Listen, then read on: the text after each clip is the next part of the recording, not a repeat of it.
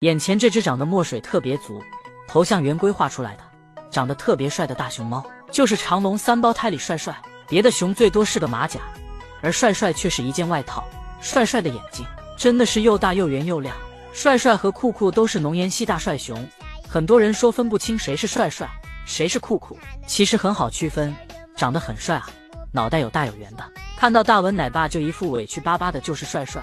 而酷酷就更好认了，椰青头，五边形，喜欢歪头杀。酷酷的耳朵还更小巧一点，眼神清澈的就像大学生一样。帅帅比较警惕一些，大多时间都在巡视自己的场地，为此还被网友叫做走地熊。而酷酷呢，性格超级好，喜欢咩咩叫，曾经就因为咩咩叫的下班被玫瑰飞一顿吼骂。帅帅是3胞胎中体重最轻的那个，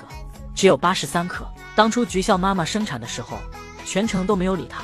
后来帅帅不停地吃，凭借自己的本事给吃成3姐弟的手中。长隆还有一个第一大未解之谜，说的就是大文奶爸和帅帅。帅帅一看到大文奶爸就会止不住的流口水，别的熊猫是看饲养员手里的吃的，而帅帅看到大文奶爸就好像大文奶爸才是吃的，看到大文奶爸食物都不吃了，就一直盯着大文奶爸看。看到大文奶爸要走了，帅帅就会招手挽留，招手挽留没用，就立马起身追着大文奶爸一路相送。不要送了，帅，你这么客气干嘛呢？哎呀，行吧行吧，送就送了，拜拜，谢谢你了，谢谢你了，拜拜。那怕帅帅在吃竹笋，